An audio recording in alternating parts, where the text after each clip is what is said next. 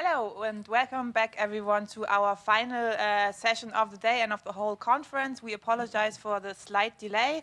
3 short comments, please, for the people in the chat. Please use it lively and vividly. Our team will monitor the chat. For the non-speaking audience, please mute your mic and your camera. And if there are any technical problems and challenges, please refer to the user chat technical support. In the next 1.5 hours, we will talk about the UN collective outcome process, integrated and state-led responses to triple nexus by the example of Pakistan, as well as local perspectives on the triple nexus by the example of Somalia. And without further ado, I hand over to our affiliate, Christian Huber, who will now moderate and facilitate the discussion on the UN collective outcome process. Welcome and enjoy. Thank you. Yes, hello from myself as well. A warm welcome from me here to the spotlight session on collective outcomes. I have the pleasure this afternoon to discuss with Annika Sandlund from UNHCR, who is an expert on the matter and with whom I will discuss during the next maybe 15-20 minutes or so, and then please bring on your questions so we can have a good discussion today. Now, myself, I'm the policy advisor for Diakonie Katastrophenhilfe, a German NGO, but I've worked in the field for approximately 10 years, and so I have bring a bit of experience, and I hope that this will maybe hopefully facilitate the discussion with Annika. Before now, I will introduce Annika. I just want to give a bit of an introduction in the topic as I see it. So the collective outcomes is at the heart of the UN's new way of working. It is actually something like a strategic and operational management approach based on the logic of the program cycle. So it's analysis, planning, programming, funding, implementation, and evaluation. But of course, following the Nexus logic, it's meant to integrate a large set of very diverse actors and stakeholders from this, what is called the Nexus Collective or HDP Collective. Now, when I look in my past and having had to deal with some of the humanitarian program cycle logic, I think, my God, this is is it another bureaucratic nightmare? Thinking about the discussions on the end of multilateralism and the incapacity of the international system to actually find collective common solutions to problems today. Is this really a good approach?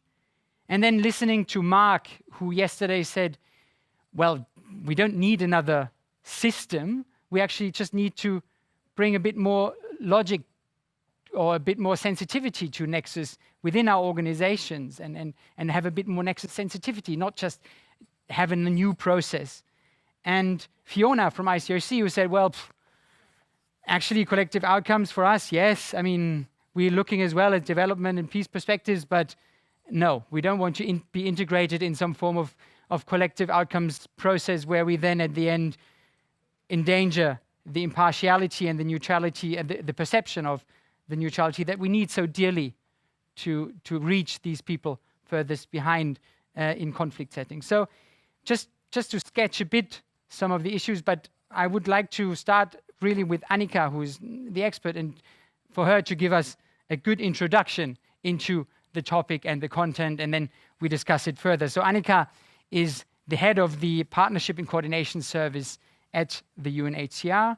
She's got an extensive field experience in forced displacement settings, mainly in protection issues with INGOs, donors, and the UN she's working for now.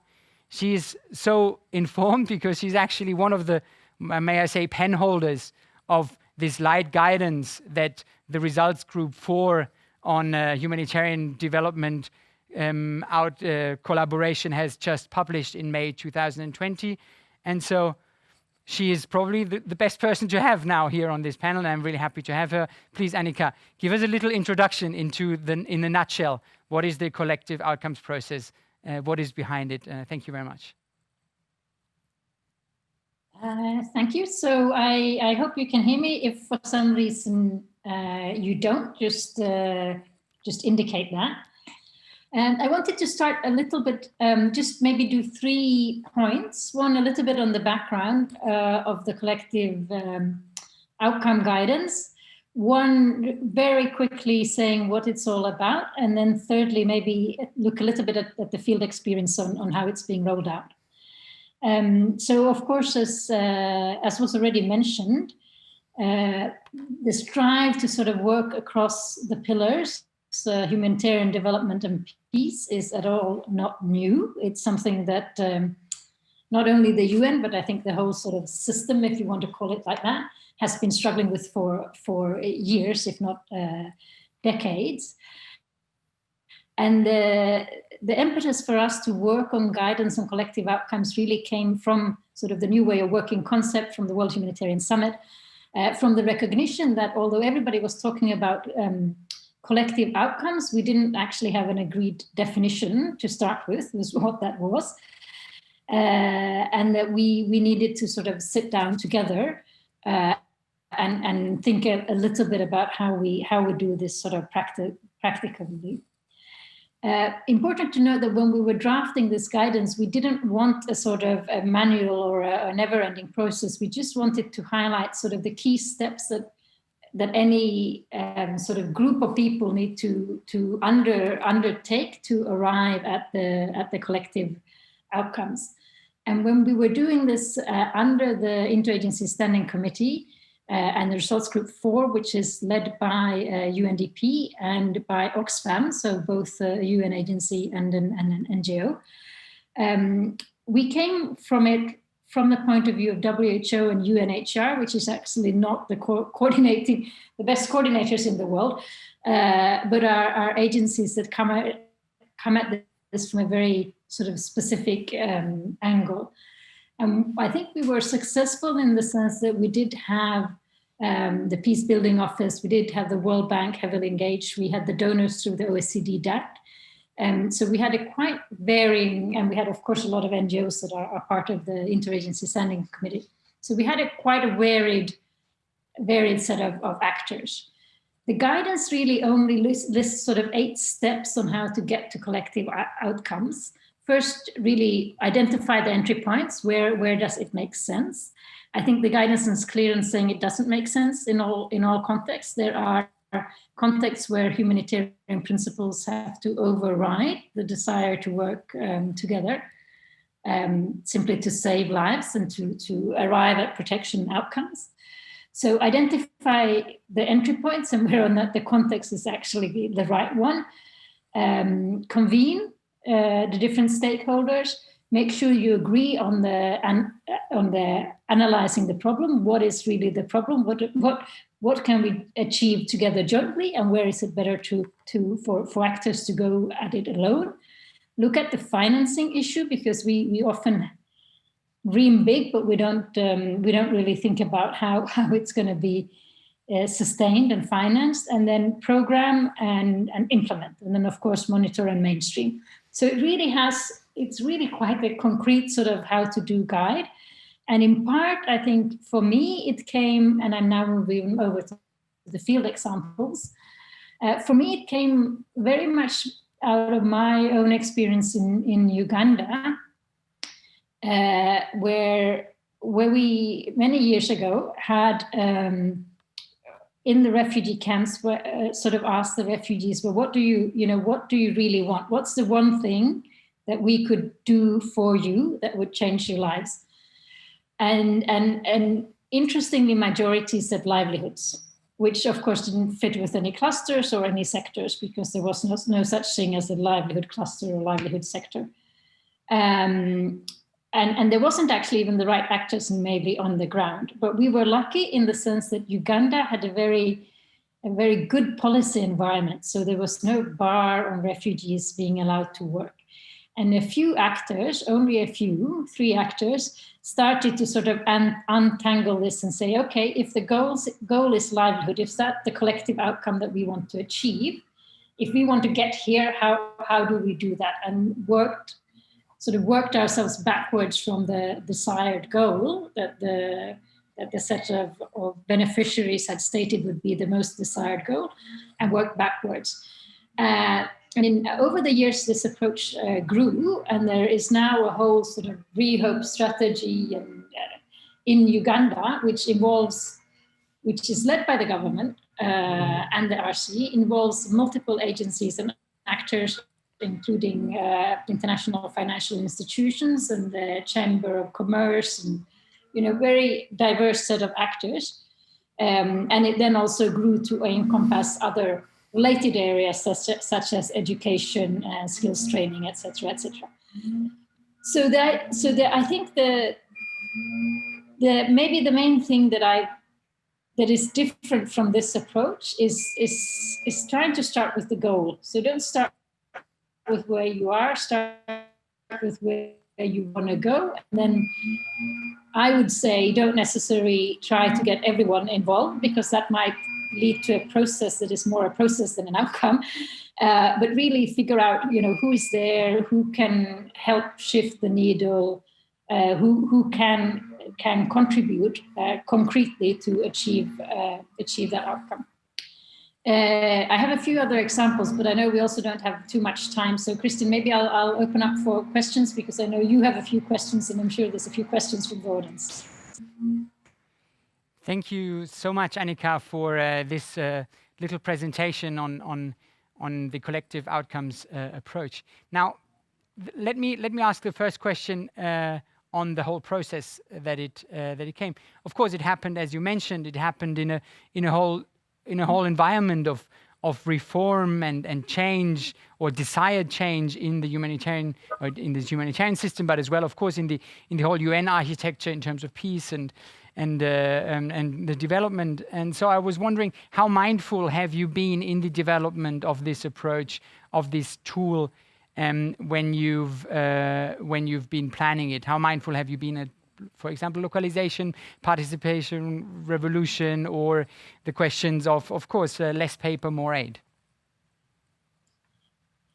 So you're right. We drafted it in a very changing policy environment, and I think it was just after the ground bargain. So localization was sort of high on the agenda. Still at that time, I think more focused on funding of first responders rather than where it's sort of moved to now, which is more in regards to ensuring they have influence and can participate in the coordination structures. There was also a strong pressure at that time, and I think the collective guidance may have suffered a little bit from that. There was a very strong emphasis on the UN development system reform and sort of moving under the empowered RC. And then, of course, the participatory revolution.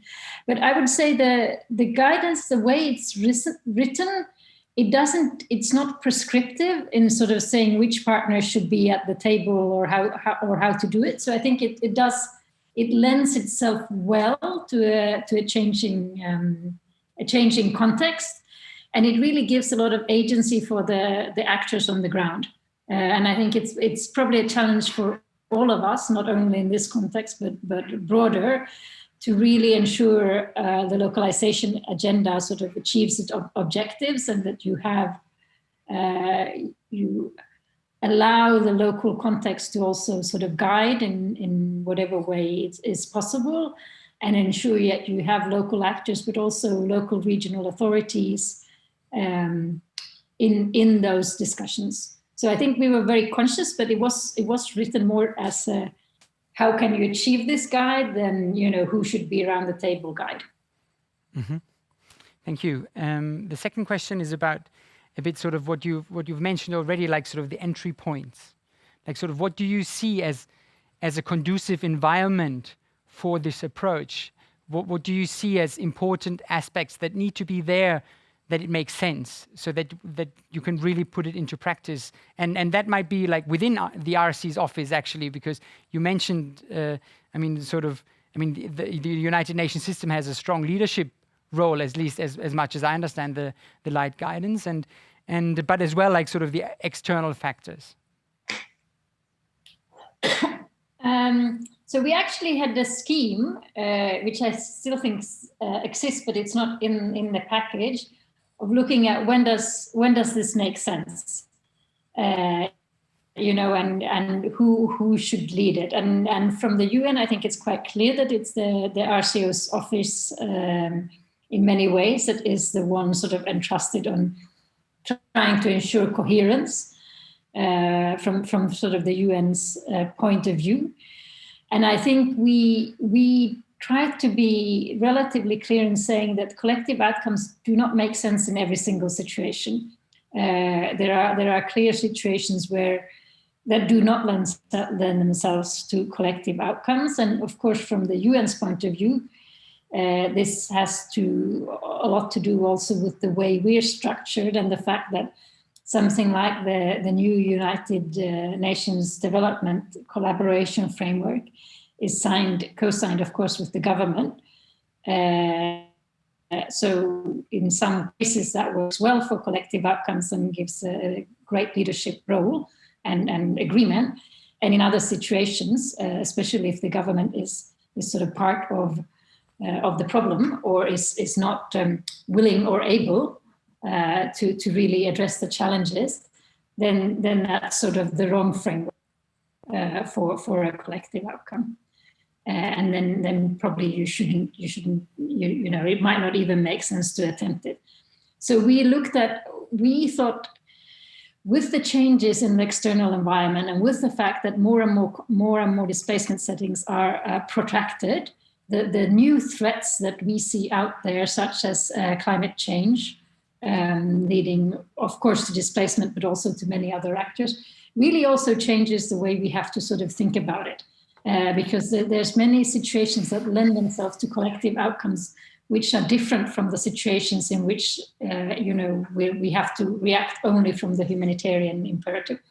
And just to take maybe the most recent example with COVID, so I was also in Ukraine, and the collective outcome that they agreed upon very smartly about 2 years ago, so long before COVID, was universal healthcare, which of course we now all realize the importance. But I can tell you 2 years ago when we tried to with WHO, tried to motivate humanitarian actors working on the sort of on the line to think about healthcare, that really wasn't their first, universal healthcare really wasn't on top of the agenda.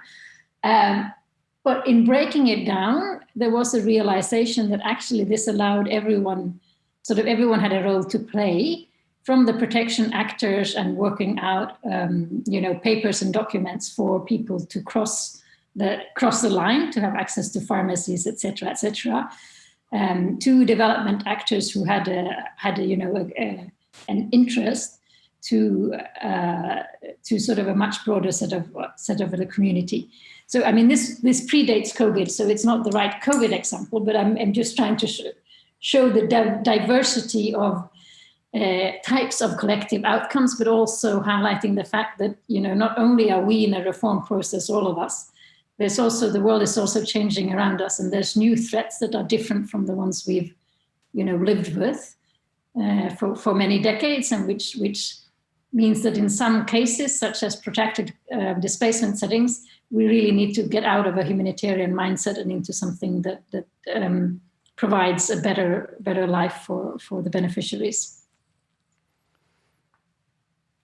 So we could probably discuss more about legitimacy and authority in this whole process, but I actually want to, because you already alluded to a few collective outcomes that have been formulated, and I just want to maybe make a link here and look at them in a bit more detail, or like just get maybe an overall perspective on them. When I read them out and I checked like sort of what have been the collective outcomes that have already been formulated, then I was wondering, like sort of a lot of them seem to be more sort of focused on needs and being reactive and sort of like, fulfilling sort of basic needs. But there was not so much about reaching or preventing conflict and crisis and reaching solutions. So why is that? Or like, could you talk a bit more about this so we can maybe as well here in this session, in discussion, bridge this gap again to peace, or bridge our discussion into this whole peace focus that the Nexus conference has. Thank you. So I think it's correct to say that that much more could be done on integrating peace and peace actors in collective outcomes. I must say it's also not so simple, because we did try and look at this, and when you look at the missions, for example, from the UN, they all have quite different mandates, and some of them are more easy to integrate, and some of them are less so. I think from my own experience, I mean, there has been context, CAR and South Sudan come to mind, where certainly we could have done better in the protection of civilians, together with through sort of a stronger linkage with the peace actors. I think in the Eastern Horn of Africa, there are quite a few attempts, and I'm not saying they're all been successful, under IGAD, both with the sort of Nairobi Declaration, which was done in March 2017, which was looking at durable solutions for Somali refugees. And I think in the context of the two Sudans, there's also at least opportunities for, or hope for a durable solutions perspective to sort of take place.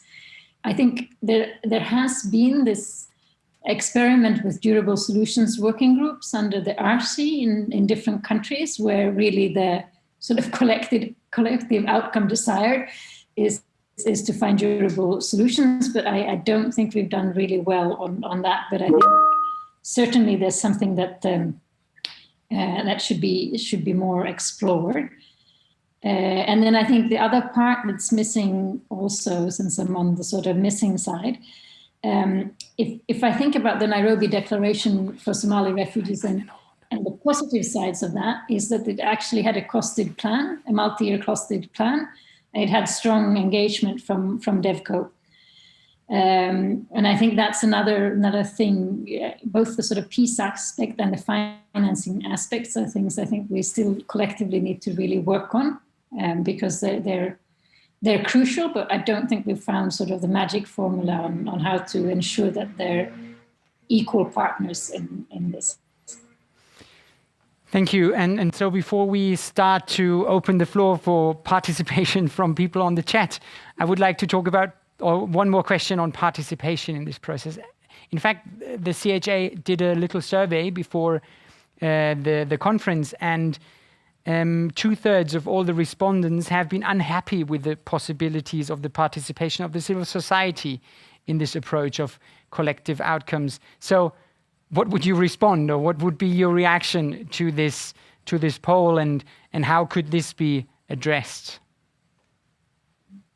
Yeah, I think, I mean, frankly, the UN processes are not great when it comes to inclusion of civil society, and the way we talk and formulate ourselves is also, I must say, at times slightly off-putting, because it's just contains a lot of jargon, and it's not easy to necessarily penetrate. But again, in terms of how the guidance is structured, it really does try to emphasize the context specificity and trying to sort of bring in all the actors that want to be part of it, and recognizing that not everybody will always be able or willing or just have the time to engage in a process, especially not a process in which the UN takes part. And some of our donors are equally caught in sort of a quite process-heavy structures. But you know, I think it's we kind of miss the point when we miss the civil society actors. So I don't have the magic formula on how to ensure that they're included. And I think it's broader than civil society. It's also academia and others that have a lot of things to contribute. So I guess the one way to try and address it is really to sort of open it up through conferences like this, but also sort of locally at the local level, to make the links to civil society actors and to sort of actively try and bring them in with all their expertise and with the knowledge and they have about the context. I don't really see another way, but it would be interesting also to hear from the civil society actors themselves, you know, in what way would they want to be included, and how would that sort of, what would make the most sense from their point of view. So clearly some more room to talk and discuss, and I'm happy to, well, let's open the floor to questions from the chat. Thank you. Yes, thank you very much, Christian and Annika as well for all the input. We have received a couple of questions in the chat. I would like to pose 3 I received, starting off with a comment, or rather an encouragement or reminder of Ole Hengelbrock, who stated that the most important duty of humanitarian action is ensuring access in order to provide for humanitarian assistance and maintaining human dignity. Now, if this is jeopardized by Nexus implications, it should be critically and contextually reconsidered. This includes red lines of which we should constantly remind ourselves. So that's maybe something to comment on later. The second question comes from Saliv Nimaga, I hope I pronounced the name right, who's from Interpeace, with a question on experience with collective outcomes in practice. Whether there are any examples, for example, from UNHCR, where agencies do things differently because of the collective outcome process, or whether it's mainly a different framing for reporting purposes in order to potentially obtain more coherence or coordination. And the last question stems from Sigrid Kühle. I hope I pronounced that right. There is a question on the double-hatedness of the UN due to channeling funding and coordination, and how to ensure whether there is no conflict of interest there. So maybe we could have some clarifications there. Okay, so maybe just to start with the red lines. So I think I mentioned this a couple of times, but I don't think collective outcomes lends themselves to every single context, and they also don't lend themselves to every single partner.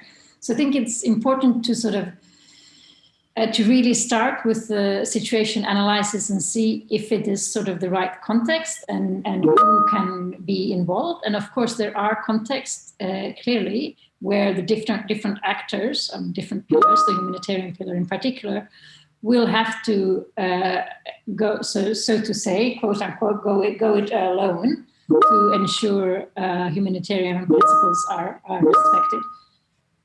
So clearly, I think there are red lines, but I don't think that the fact that there are red lines doesn't mean that we shouldn't try this out in places where we do have we see that we are stronger together, and where we can sort of move. On the question on whether this is sort of, do we actually do things differently, or are we just repackaging this for sort of donor consumption? So I can't speak, I think, for the whole community, but I can give a few examples from UNHCR where I do think we are trying to do things differently. And given that this is a conference in Berlin, although it's virtual, I also remember some of my German counterparts from the government sort of throwing up their hands in despair during this process and saying, but, you know, we want a nexus and not a mixus. You know, we don't want you all in the same, doing the same thing. We want to see, we want, the fact that we want clarity and want you to work together doesn't mean that we want you all to do the same thing. So I think actually that was a very, of course it was said half jokingly, but I think it's actually a very accurate remark, I think, and something that we need to think about. So if I'm looking at a concrete example from sort of my own work, is what we're trying to do with the World Bank in refugee contexts, where we both work according to our sort of own methodology and our own ways of working, but we try to agree on the collective outcome, if you want, and we try to get there. So through the World Bank's sort of loan program and now also grant program, the World Bank works through the government, like they've always done, through the Ministry of Planning, through the line ministries. Money flows through the government. But if we agree that in country X, we want to make sure that refugees have the right to work, for example, and they don't currently do that, and the World Bank comes in with 100 million, and livelihoods programs are set up by NGOs, by UN actors, and there's sort of a slight encouragement, quote, push is there from the World Bank to say, well, we have 100 million with which we can support the government to set up a regulatory framework allowing refugees to work, for example, and opening that up also for the host communities and looking at some fairly large infrastructure projects. That sort of achieves the objective, but it doesn't mean that UNHCR becomes a development agency or that the World Bank suddenly starts sort of kind of going down a sort of humanitarian route or necessarily funding NGOs or others. They do it through the same methodology that they do from before. So that's also what I meant when I said sometimes it's good to actually start from the goal, the end goal, where do you want to go, and then see how actors can contribute to that. Sorry, and you have to remind me about the last question, because that was important, but now I've lost it. Sorry, can you remind me about the last one? Yes, happily. The third question was about the double-hattedness of the UN due to channeling, funding and coordination, and how to ensure whether there is no conflict of interest. Yeah, so this question predates collective outcomes by a few decades. And I really don't have a great answer for that. I think there's all kinds of things has been tried in terms of splitting up sort of the UN to have some part looking only at the analysis, some part only at programming, and some part on implementation, or taking it away or altogether from the UN and having the UN not act, for example, as a funder. And I don't think we found the magic formula. I think, in all fairness, I think governments are also double-hatting. Many NGOs are double-hatting vis-a-vis national, local responders. And I'm sure there must be better ways of doing that. But I don't think the collective outcomes can sort of solve that problem in any way. That's not it's not really the aim, and I think it's not. It doesn't lend itself well to sort of solve all the problems that we see in our sector.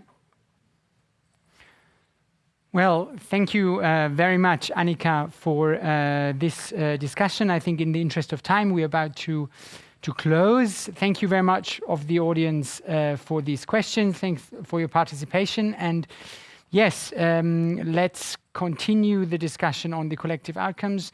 Until then, thank you. Thank you very much to everyone. I'm just going to announce a very brief break of about 30 seconds to a minute. We will set everything up for the session to come, which will focus on the context of Pakistan and the division between the state-led and an integrated approach to the triple nexus. See you soon.